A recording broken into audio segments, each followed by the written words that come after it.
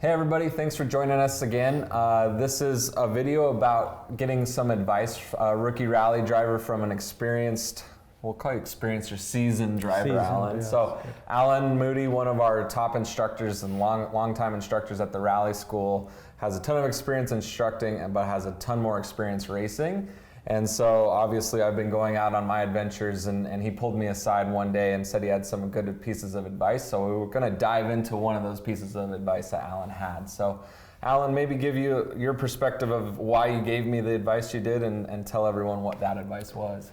Well, I don't quite remember which rally it was, but you burned the brakes up in the first stage. Yeah, Bristol rally. Bristol rally. Yeah. So really overworking the brakes, burning them up, getting them hot. And one thing with vehicles and being a driver is really managing the heat in the vehicle, you know, and then that's a lot of areas: engine heat, transmission heat, brake heat, tire heat. All that stuff is you got to manage it as you're driving it. And if you're burning up the brakes in the first stage, you're not, in sync with the car. Right. So kind of mechanically being in sync with the car as you're going along. Yeah, it was amazing advice from me. And my perspective as a new driver, I'm worried about my driving skill mainly. And when Alan pulled me aside and said that, it really helped my perspective of a race car's driver's job is to manage heat, right? Yes. That's pretty much what you said. One of the important things. We get so involved with our driving sometimes that we forget about the other aspects as a driver that you're in charge of managing and taking care of, and the car being a big one of it. And it's any type of racing I've ever done, one of the major problems has been heat with the car. We have to manage that. We have to manage the how to cool the engine, how to cool the transmission, how to cool the rear diff, how to keep the tires at the right temperature. You're trying to keep everything at an optimum temperature in that vehicle, so you're constantly maintaining that as you're going through. Even heat under the hood.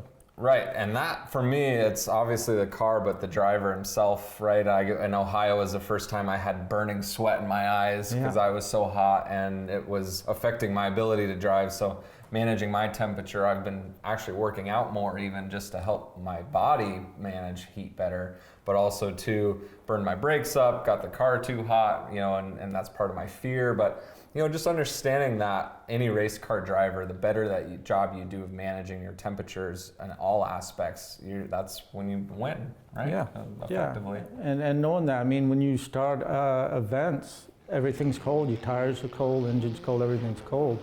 The car's not going to handle the same. The brakes are cold. The brakes, racing brakes are made to operate at a higher rate of temperature, so when they're cold, they don't work very well. So getting them up to temperature, right. Getting the engine up to temperature, getting the grease and oil and all that stuff up to temperature is going to help save a lot of mechanical issues down the road also. Do you remember your first time where that was clicked for you? When did what were you doing? What kind of racing were you doing? And tell us maybe a little bit of how you learned this. Well, growing up racing stock cars in New England on asphalt tracks, there's a lot about managing the heat in the tires. If you go out and you push really hard and you get the tires over hot, they get gooey, anything like that. You pace lap. When we'd head out on pace laps, we're riding the brakes, getting to temperature in the brakes, and that would put temperature in the rims and the tires and get temperature. So you're starting with low tire pressures, because they're going to rise as the heat builds up in the tires. So you're riding the brakes and getting the tires warm, getting the temperatures up, trying to get that car up to temperature where it's going to operate at its optimum potential going through. Did you have a point at which you went overboard, or you got too hot, or the car got too hot? Do you have any learning memories from any of that? Yeah, many times. It's again, just trying to push the car too hard, push the tires, trying to go. I made a mistake out on the track. I was up front. I think I was in second place at the time, having a good race. Made a foolish move, spun myself out, ended up going to the back. I had a good, quick car, but I got impatient. Was just pushing it way too hard, and just overheated the engine, lost a lot of power, and just emotion. Right.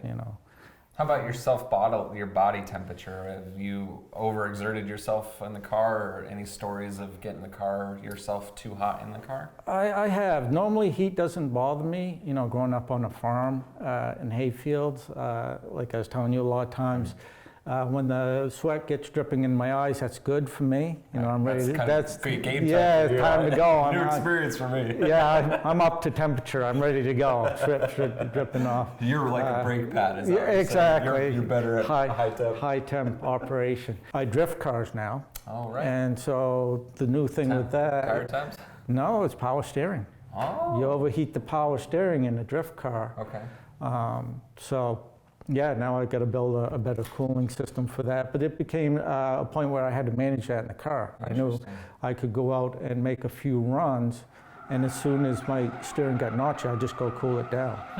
So if I kept pushing, I'd burn the pump out, and I'd be replacing pumps. So. And is that something fairly exclusive to drift? Is that something that power steering cooling, is there other racing that deals with that, or is that kind of a drift specific? I think all forms of racing. It's more relevant, I think, in drifting, where you're doing a lot of quick transitions. The power steering's working really hard on that. Interesting.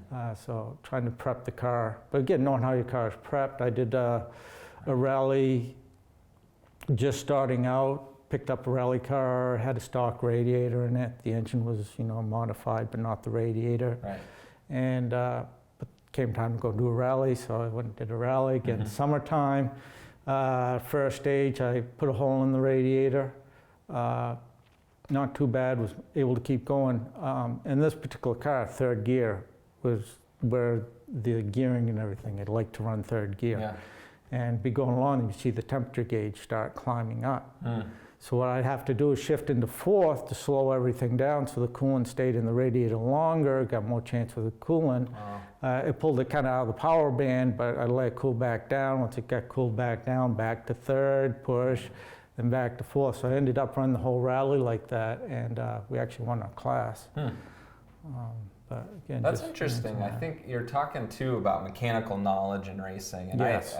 we could dive down this path, I think, for a few minutes, which would be good. Every mistake I've made in rally so far to this point, I've found a solution after the fact, talking to smart guys like you mechanically and understanding how cars work and what I could have done differently as a driver mechanically, and what you just said there about I would not have known that.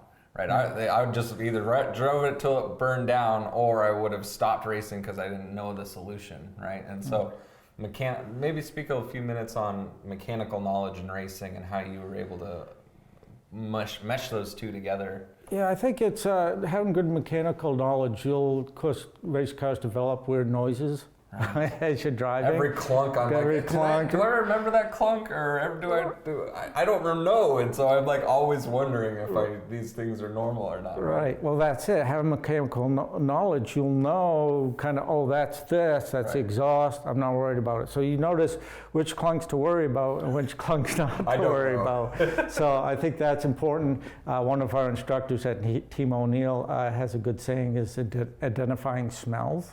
Is that coolant, is that brake, is it clutch, just knowing the difference between the different smells. That's my brakes, okay, I'm gonna let them cool down, I'm not worried about it. Right. I can manage that versus, that's coolant, I might wanna get that looked at. Right, that's good. I mean, that's just, time on course, right? Yeah. To be able to identify a smell, that's a lot of experience. Yeah. But if that happens, as you're driving, you're like, man, what is that smell? Maybe your co-driver, that's this or that. But start identifying what so going down the road. Talking about heat management, I burned my very first rally car burned to the ground, right? And so ended up being part of my exhaust was pushed into the fuel tank and burned a hole in the fuel tank, which then caught fuel on fire, and the car subsequently burned to the ground.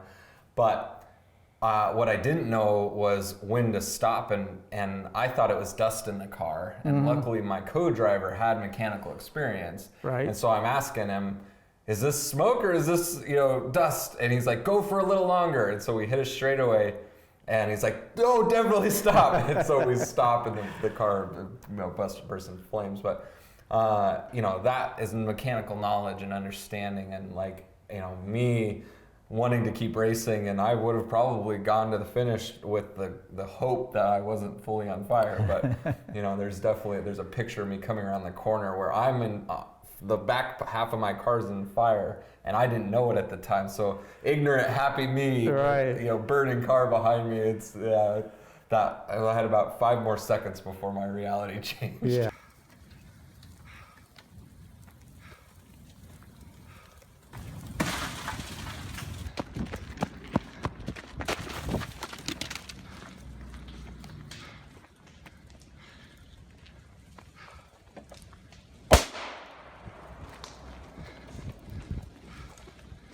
What people don't realize, you know, I've had a few racing stock cars and stuff, a few fires, and once the car gets on fire, it's very hard to put out. Right. You can put it out, but it's just going to reignite because everything's still hot. The whatever, you know, the gas or whatever that's coming out, Right. you can't stop it. Right. It just keeps reigniting. Right. So, you know, the sooner you can get.